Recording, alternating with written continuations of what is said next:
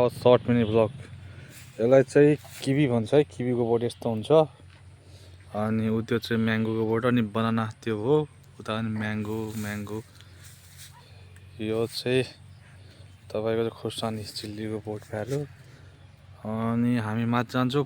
यो चाहिँ मेवाको बोट हो अनि हामी अलि अगाडि जान्छौँ।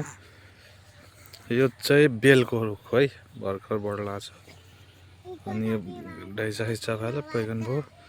यो आँप भ्याल्यो अनि यो निम्बुको बोट हो। यो एभोगाडो भन्छ यतातिर एभोगाडोको अनि आँपहरूको बोट। यो चाहिँ मिनी चाहिँ यो सुन्तला टाइपको सानो बोट हुन्छ। यो चाहिँ तपाईँको यसको दाना चाहिँ लागेको छ कि छैन अहिले, यता सानो दाना चाहिँ यसको दाना हेरेर थाहा हुन्छ।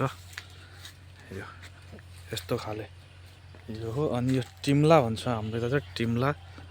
यो पनि खाने फ्रुट्स नै हो अनि यो हल्दीको बोट भइहाल्यो, अम्बाको बोट भइहाल्यो अनि यो चाहिँ लिचीको बोट हो।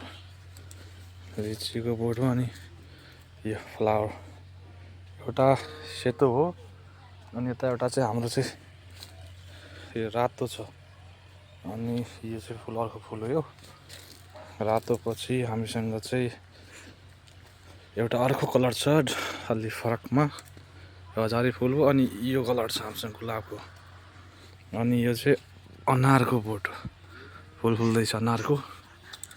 अनि यता चाहिँ यसलाई चाहिँ हामी चाहिँ कसै सीताफल भन्छ कसै रामफल भन्छ त्यो भइहाल्यो अनि पपीताहरू अनि लिची भयो अनि त्यो अझ पपीताहरू।